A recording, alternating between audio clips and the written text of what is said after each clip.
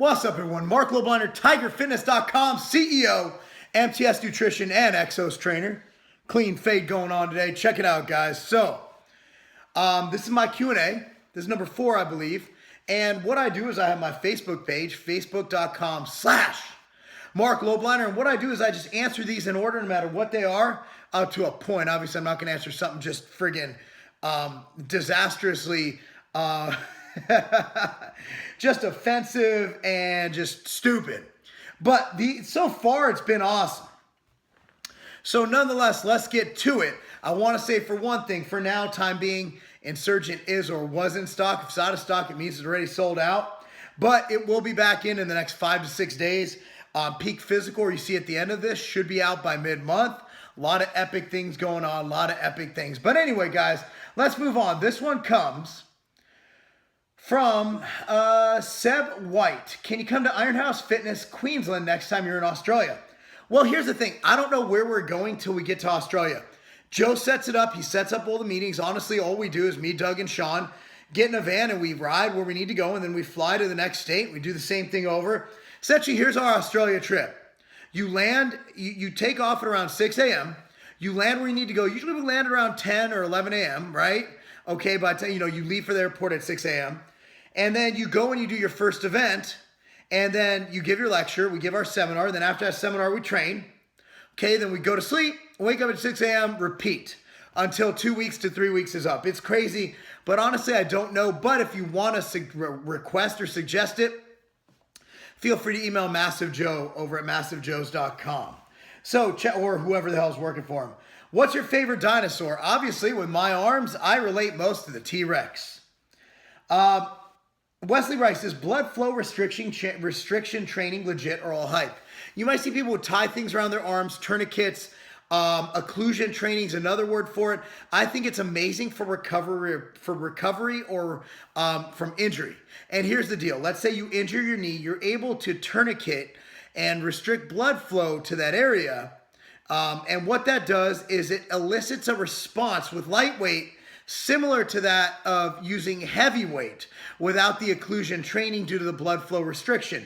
So I believe it has tremendous application in the world of rehab. However, as far as day-to-day, I do see it having a purpose, and here's one purpose. It's different. It elicits a cool feeling. It gives you a hell of a pump. And sometimes you like doing different things, but as far as do you need it for day-to-day training, I don't think it'll do that much. I'd rather see you just lift and not put so much thought into it. And the best application for BFR or occlusion training would be for injury recovery from injury, prehab and rehab, and things of that nature. From Brad Duffy, are you ever going to compete in the IFBB? I've had my run at the IFBB. Politics kicked me down a few times. And honestly, I'm happy with NABA. But even at that point, I really don't think I'll be competing. Again, this goes to the next question from Joe Palikas. Are you going to compete again and win? I have no intention of competing. Let's just say that my personal life needs fixed. It doesn't need fixed, but it definitely, I can't sustain not only running multiple businesses, being the CEO of multiple businesses, but also prepping for a show right now is just too much. And I'm man enough to admit that that would be biting off well more than I can chew.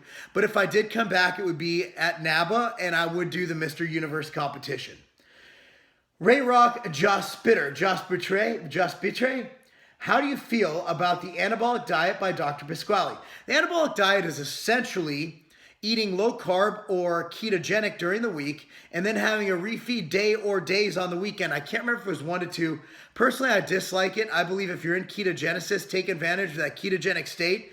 And also, you're wasting the first 2 days of the week getting back into ketogenesis from being in a hypercaloric, hypercarb state. I personally don't like it. I know a lot of people do. My suggestion is draw your own conclusion. But for me, if I'm going keto, you're going to be fucking keto. If I'm going for a normal linear diet, we're doing a linear diet. I don't like carb cycling. I don't like CKDs. It's just not my thing. I'm a linear guy. I like consistency, and that's just what I prefer.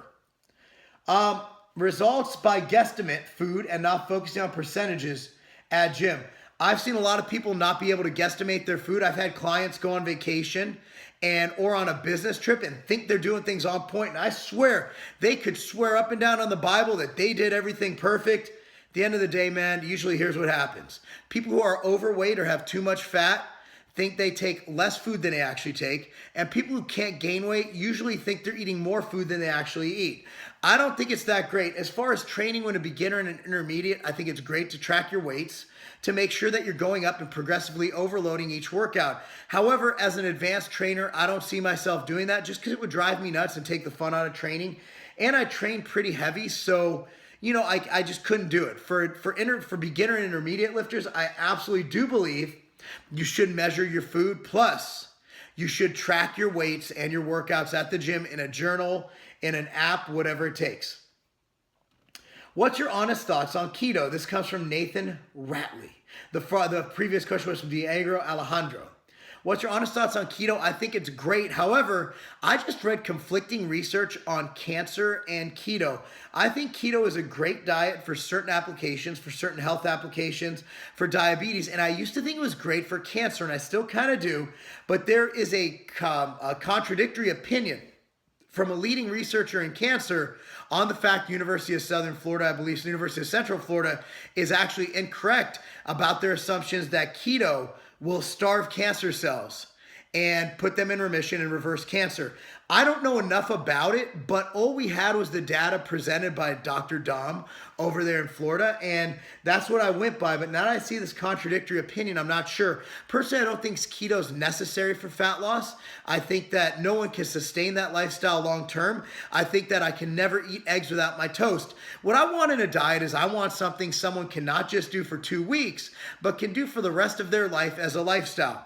I hate the word diet and the fact that you use the word, well, you just use keto, but people use keto diet. I don't like the term diet. I want you to find an eating habit or a diet strategy that you can see yourself doing for the rest of your lives. Because once you lose that weight on the keto diet, you go right back to how you were eating and you gain it all back plus. And that's the last thing I want. From Lindsay Richard Clark, how to deal with tendonitis elbow pain. Honestly, rest. And that's really not what you wanted to hear. There's other things. There's prednisone, cortisone shots. There's a lot of ways to temporarily deal with it. As a bodybuilder, I have found that elbow cuffs work. I wear a strong sleeves elbow cuffs from Mark Bell's company. Those help me a lot. Some people like the warmth of elbow wraps or elbow sleeves, so to speak. Personally, I think just it's a part of lifting heavy weights and getting big. I've always had some elbow pain. It's gotten better. What I like to do for supplementation is fish oil is a natural anti-inflammatory. I take 3 to 4 Ethitech, which is my brand, nutrition fish oil caps a day. I also take 6 Machine Motion, which is by MTS Nutrition, which is a joint health product. So between Machine Motion and Ethitech fish oil, I still have some pain. And then it's just a matter of either dealing with it or seeking out help where they can give you, if it's too bad, then you might have to rest. If you can't handle the pain, my idea is not training around it, it's training through it. And that might not be the best thing, but I've always found that no matter what I do, I'm going to experience some elbow pain because to build muscle, you have to lift weights above and beyond what probably your elbows want to lift. So, I just see it as a part of life. However, some people disagree with me, but I think that those 2 supplements I mentioned will help, but seek professional help and if it's too unbearable for you to work with. Luke Poner, Canadian tour, please. First, I got to fix my Canadian distribution. As soon as that gets done, in which I have no concrete ETA, I will schedule a tour immediately. Are BCAA good for bulking? BCAA are good for anything because what they do is they help you build muscle and burn fat when taking during training. I have it in here right now. I sip them throughout the day. Why? Because they're tasty and I make them. You don't really need it. I just recommend 2 scoops during training of machine fuel. But I definitely recommend it during bulking. How much? Just take 2 scoops during training. And if you like to, what I do year round, I put a scoop of Carb 10 unflavored in there as well. MTS Nutrition Carb 10. Flavored or unflavored creatine. Creatine is honestly a very non-flavor product. It has very little taste. So I do not believe that flavored creatine is necessary. It's just take a scoop or 2.5 to 5 grams of creatine a day, throw it in your protein shake, down it in your favorite juice, just dry mouth it, whatever you want. at the end of the day, as long as you get creatine in your body, you will be good to go. So my answer is my brand, MTS Nutrition, Creapure Creatine. Creapure is the best kind of creatine you can buy. It's creatine monohydrate, and it's made in Germany. It's very, very, very high quality, and all the studies are on that. From Nick Sabato, how do you try and get clients to stick to their diet and not cheat? Honestly, that's on them. If they fuck up, I say I'm disappointed, but at the end of the day, they paid me, and if they're fucking up, they're wasting their money. I can't make people eat right, you know? So I don't try. If someone signs up and pays me to do their diet, I expect them to be like me. I am 120% fully committed to helping you reach your goals. If you can't simply follow the plan, then that's on you. I have no regret. I used to get mad. I used to get upset. I used to take personal accountability, but sometimes you can lead the horse to water, but you can't make them drink. And if these people are unwilling to drink their water, then that's their bad. I'm doing all I can. I'm helping them. I'm doing everything I know, taking my years of education and experience and putting it into a plan for them. We're doing daily weight check-ins. That's another thing, you know, daily weight check-ins do hold people accountable, because if you gain 5 pounds from a cheat meal, I'm going to notice it, unless you lie about your weight. But then you're just wasting your money anyway. It's no skin off my back. It does kind of hurt me because I don't want to see people wasting their money. And I'm not there for money. I'm there to help people reach their goals. But I think you have to kind of, as a coach, look past that and say there's only so much you can do. You know, if someone doesn't want to follow the plan, that's not my fault. Anyway, guys, that's it. That's the end of these questions. Please post more questions. We're going to have a new thread go up on facebook.com/Marc Lobliner. Thanks so much for everything, guys. Thanks for watching. Q&A, that's not a game. So I'm looking at my email this morning. I get a mass email from one of the other sites that sell supplements that you're just a number to, right? They were bragging that one supplement line was free shipping. Bro, if you order over $99 in product in the continental US any day of the week, free shipping anywhere in the US, at continental USA, free shipping on orders over $99 at tigerfitness.com. Why even look at the other guys? And also, we ship from Vegas and Ohio. Most places in the US are a 1 to 2 day ship, and that's not a game.